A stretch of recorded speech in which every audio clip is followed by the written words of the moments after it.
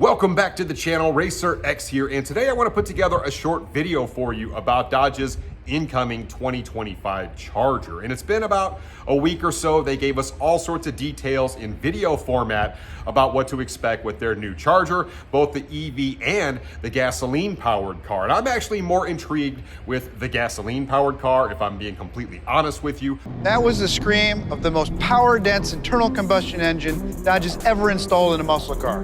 In 2025, the all-new Charger will also be available as a six-pack with the twin-turbo Hurricane. I've driven the Hurricane before. I actually really like the driving experience of that engine, even in a big old SUV like the Grand Wagoneer. And I've actually been pretty excited about this incoming trim, not so much with the EVs. Today, I'm gonna give you 8 reasons why I'm actually a lot more excited about the Hurricane powered car than the more powerful EV versions that are coming down the pipe. So it should be a fun one. If you guys are brand new to the channel, please do me a big gigantic favor, hit subscribe. You can find that button right over here. Also, you can hit the notification bell so you're notified as to when my new content comes out.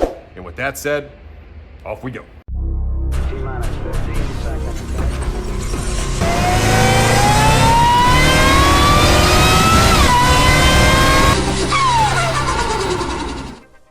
Before we get into today's video, just a super quick reminder. This is literally your last chance to enter Dream Giveaways SuperBee sweepstakes. This is one of my favorite drawings that they have ever done.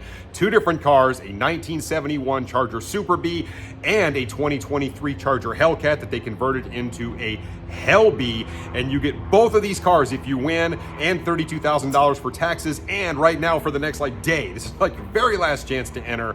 If you enter RacerX, you'll get double the entries. So definitely, if you've not done it already, go get your entries in really quick. I think I'm actually going to throw down just a little bit more money tonight just to give myself that much more chance to win. You never know. I actually like the 71 Charger. That is an amazing car, that SuperBee, and I would love to be able to drive that thing around. As I mentioned, if one of you guys happens to win using my code, I will also do a video with you on the brand new cars. So I'm super excited about this giveaway. Last chance, 1 day left.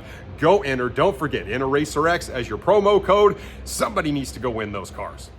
When you take a close look at the trims of the 2025 Charger that Dodge just unveiled to us, if you compare the EV, aka the Daytona, to the gasoline-powered car, aka the six-pack, it most definitely looks like the EV has a massive advantage in a lot of ways. The incoming RT is going to make 496 all-wheel drive horsepower, and the incoming Scatpack will already have the Stage 2 direct connection upgrade on it, making 670 all-wheel drive horsepower. Certainly a lot more horsepower than the outgoing Hemi L cars. And when you talk about the brand new gasoline powered car, we know it's going to be equipped with the Hurricane, a twin turbo inline 6. They will have a 4-door version making 420 horsepower. That is their standard output Hurricane.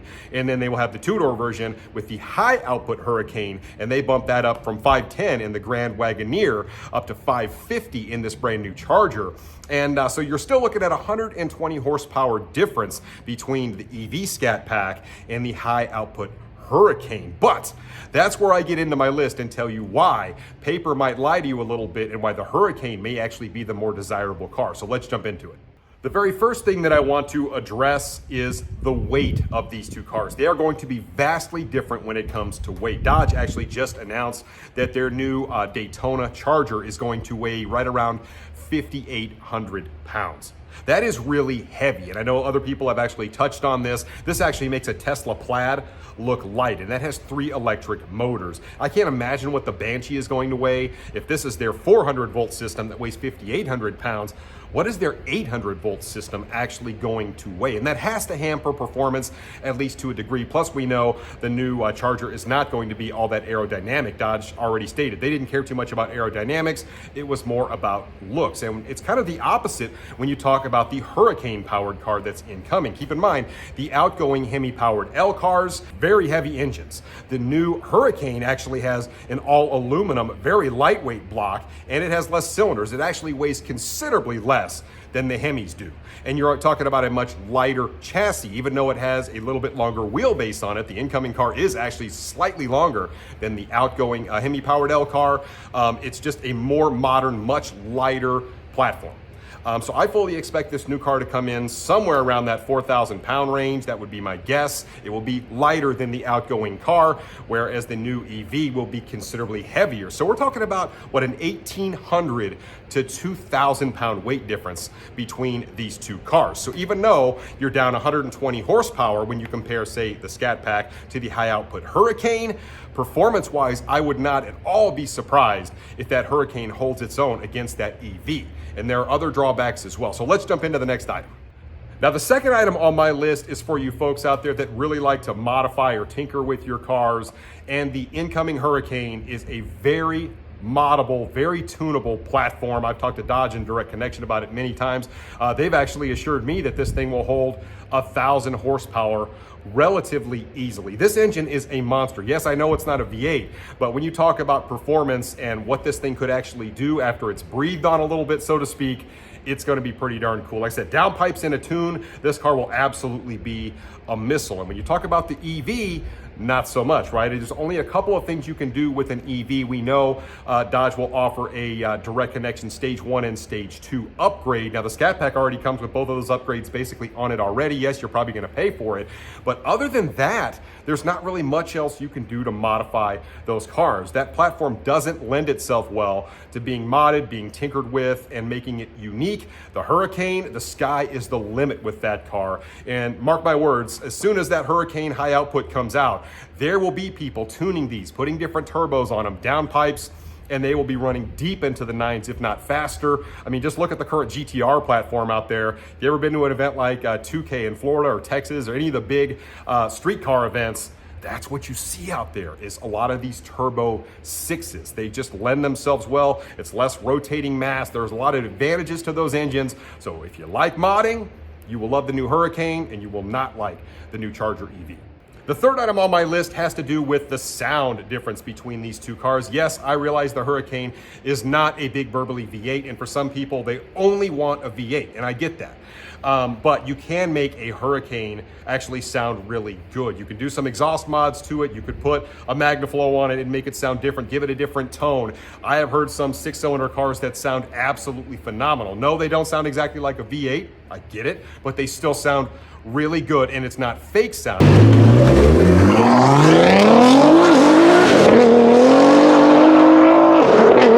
But obviously, with an EV, you don't really have anything like that. You've got an engineered sound, basically a speaker. We know this thing is going to have a Fradsonic chambered exhaust.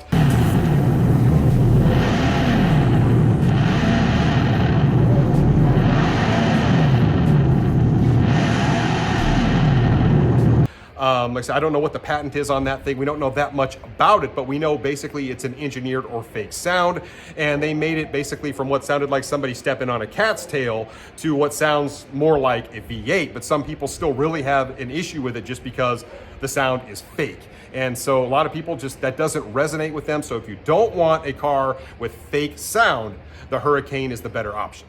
The fourth item on my list has to do with the top speed of these two vehicles. It has recently been revealed that Dodge limited the Charger EV to 137 mile an hour. And I realize that's not necessarily slow, but it seems a little bit weird for a car that makes almost 700 horsepower to be limited to under 140 mile an hour from a top speed. There is an argument that why in the world would you want to go faster than that? But if you're actually out there drag racing it, or you're doing anything else with the car, maybe you wouldn't necessarily want it to be limited to 137 mile an hour. It doesn't have anything to do with the tires on the car. It has more to do with the battery and how the battery discharges power. Now, when you talk about a twin turbo Hurricane, I have to believe, they didn't tell us what the top speed is on that car, but it is very unlikely it's going to be limited to 137. That is a very capable engine, and we know twin turbos, they love to make power and love to make speed up top. I would hazard to guess that that car will actually be significantly faster top speed wise than the Charger EV version. I would hazard to guess it would probably be in the 170 to 190 range in terms of top speed. Just love the way the twin turbos come on in terms of power. So a massive advantage in terms of top speed, at least in my mind, on the Hurricane car. The fifth item on my list may not necessarily be a huge advantage for some people, but I definitely think it is something cool. Dodge announced that the EV version will only be all-wheel drive, while the Hurricane-powered car will actually have the ability to change from two-wheel to all-wheel drive. And I think that is actually pretty cool. So if you like a traditional muscle car feel with two-wheel drive, you can change that in the Hurricane powered car, whereas with the EV, it's just all-time all-wheel drive. So you get a little bit more adjustability on the Hurricane powered car than you do on the EV. Twin turbos that perform like they're constantly spooled, and a driveline that houses an 8-speed transmission and an all-wheel drive system standard. But it's a Dodge, so we also let you turn it off and tear it up like a traditional rear-wheel drive muscle car. The sixth item on my list has to do with the price of these vehicles. And while Dodge hasn't officially announced any pricing on any of their trims, if you look at what's going on out there in the marketplace, and even with the other Stellantis vehicles, if you even look at the hybrids, those cars are significantly more money than the gasoline-powered cars. And I firmly believe that when the pricing comes out on both the Hurricane and the Daytona EVs, that the EVs will be vastly more expensive than the Hurricane-equipped equivalent.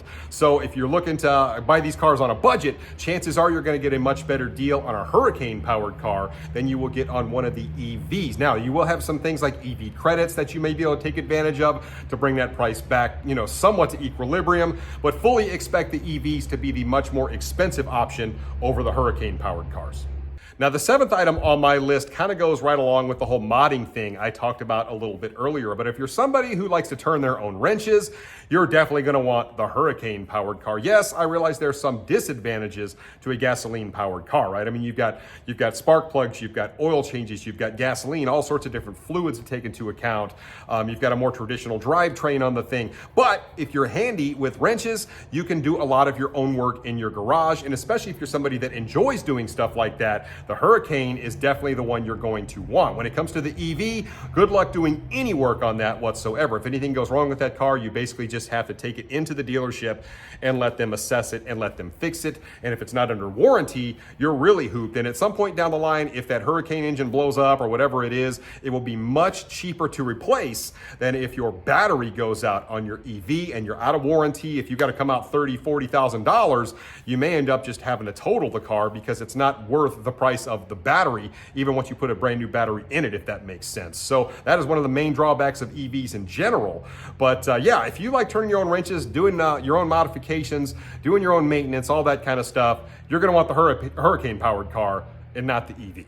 And for the last item on my list, it's basically something that always comes up when you talk about comparing a gasoline-powered offering to a EV, and that has to do with range. And Dodge didn't really do all that great with the range on their Performance Charger EV. It's not got a ton of range built into that 400-volt system. So if you're somebody that likes to take longer trips, it's a longer commute to work, that's something you definitely need to take into consideration, because obviously with a Hurricane, all you do is pull up to the gas pump, fill up your car. You never have to worry about range. Now, when the Banshee actually comes out, obviously being an 800-volt system, I fully expect that car, despite the fact it's going to make a lot more power, it will also have more range, but that car will also be very, very expensive in my mind. So you've got a huge disadvantage when it comes to range with the new Charger EV, and then of course you've got the Hurricane-powered car, just fill it up with gas, and there you go.